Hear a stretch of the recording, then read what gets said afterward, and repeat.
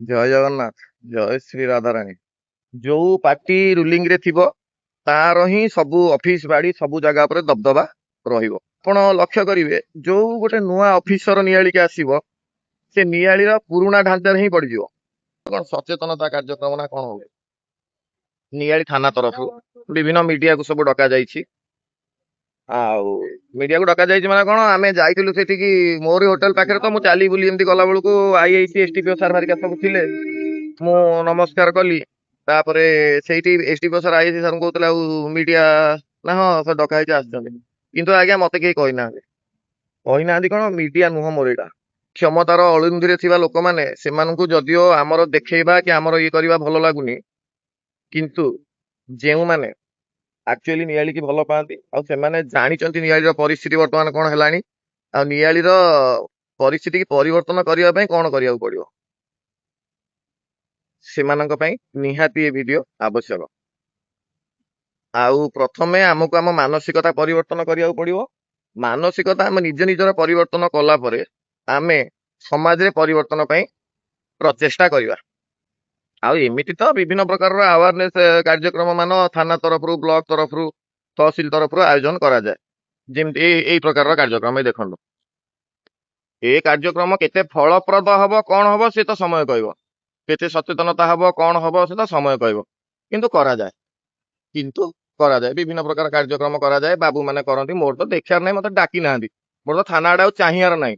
ତଥାପି ଟିକେ ଦେଖେଇ ଦଉଛି, ପୋଲିସ ତରଫରୁ ଗୋଟେ ସଚେତନତା କାର୍ଯ୍ୟକ୍ରମ ହଉଥିଲା, ମତେ ବାଧିଗଲା କଣ, ଥାନା ପାଖରେ ଆମେ ସବୁବେଳେ କହି ତ ଦେଇପାରନ୍ତେ।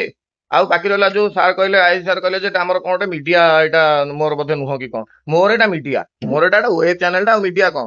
ଆଜିକାଲି ଘରେ ଘରେ ଗଳି ଗଳିରେ ମିଡିଆ। ଆପଣଙ୍କର ଯୋଉ ଡାକିଥିଲେ, ଆପଣ ଯୋଉ 10-12 ଜଣ, ତାଙ୍କର ମିଶିକିରି ଭ୍ୟୁ ଯେତିକି, ମୋର ଏକୁଟିଆ ଭ୍ୟୁ ସେତିକି ଯାଉଛି। ଲୋକ ଦେଖିବା ଦରକାର, ଲୋକଙ୍କ ପାଖରେ ପହଞ୍ଚିବା ଦରକାର, ନା ଖାଲି ବ୍ରାଣ୍ଡେଡ ଦରକାର? ଲୋକଙ୍କ ପାଖରେ ଜିନିଷଟା, ଆପଣ ଗୋଟେ ସଚେତନତା କାର୍ଯ୍ୟକ୍ରମ କରୁଛନ୍ତି, ସେଟା ଲୋକଙ୍କ ପାଖରେ ପହଞ୍ଚିବା ଦରକାର, ନା ଖାଲି ଗୋଟେ ବ୍ରାଣ୍ଡେଡ ହବା ଦରକାର ଯେ ଅମୁକ ମିଡିଆ ବାଲା ଆସିଥିଲା, ସମୁକ ମିଡିଆ ବାଲା ଆସିଥିଲା? ଆମେ ଯେହେତୁ କନଭେନସନାଲ ନୁହଁ, ଆମେ ଯଦିଓ ଅଧିକ ଲୋକଙ୍କ ପାଖରେ ପହଞ୍ଚି ପାରୁଛୁ, କିନ୍ତୁ ଆମେ କନଭେନସନାଲ ନୁହଁ।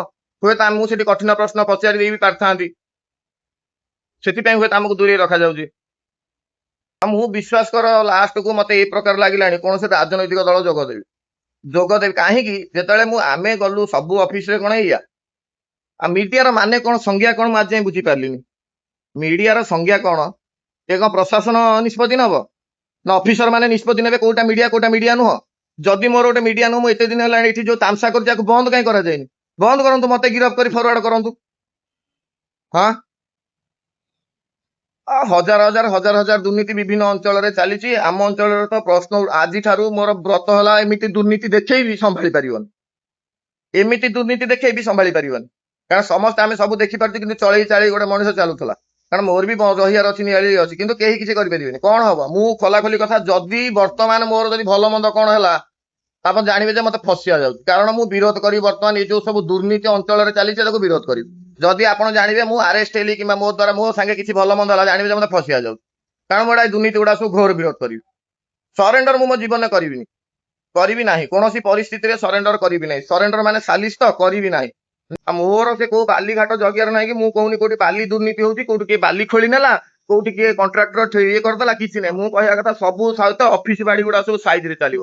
ଏମାନେ ଅଫିସର ଯୋଉମାନେ ଅଛନ୍ତି, ଏମାନେ ହଉଛନ୍ତି ଲୋକମାନଙ୍କର ଚାକର, ଲୋକମାନଙ୍କର ଦରମାରେ, ଲୋକମାନଙ୍କର ପଇସାରେ, ଟ୍ୟାକ୍ସ ପଇସାରେ ଦରମା ନେଇ ଏମାନେ ଚଳୁଛନ୍ତି। ଏମାନଙ୍କର କାମ, ଆମ ଦୋକାନରେ ଆମେ ଯଦି ଗୋଟେ ପିଲାକୁ ରଖୁଛେ କାମ କରିବାକୁ 500 ଟଙ୍କା ଦେଇ ତାକୁ ଖଟଉଛେ ନା, ସେମିତି ଅଫିସର ମାନଙ୍କୁ ଖଟେଇବା ଦରକାର। ଆପଣଙ୍କୁ ଲାଗୁଛି ନିଆଳି ଭିଡିଓ ଯାଇକି ପୋଖରୀ ଗାଁରେ 2-3 ଥର ଖଣ୍ଡେ ସର୍ଭେ କରିକି ଆସିବେଣି, ସେ ଯୋଉ କଳରୁ ଏମିତି କଳା ଗୁଣ୍ଡ ବାହାରୁଥିଲା, ତାକୁ କାମ କରିସାରିବେଣି? ମତେ କାହିଁ ଲାଗୁନି। ସେଇଥିରୁ ବିଚାର ଆପଣଙ୍କର, କାରଣ ଆମେ ଆପଣଙ୍କ ସ୍ୱର ନିଆଳି ଚିତ୍କାର। ଏଥର ଆମ ସ୍ୱର ଶାଣିତ ହବ। ଲେଜିଟ୍ ୱେବ ଚ୍ୟାନେଲ ନ ହେଇପାରୁ, ଲେଜିଟ୍ ନ୍ୟୁଜ ଚ୍ୟାନେଲ ନ ହେଇପାରୁ, ଲୋକଙ୍କ ପାଖେ ନିଆଳିରେ ଘରେ ଘରେ ପହଞ୍ଚୁଥିବା ଚ୍ୟାନେଲ ନିଆଳି ଚିତ୍କାର। ମୁଁ ରିତେଶ କୁମାର ଷଡଙ୍ଗୀ, ଆମେ ଆପଣଙ୍କ ସ୍ୱର ନିଆଳି ଚିତ୍କାର। ନମସ୍କାର।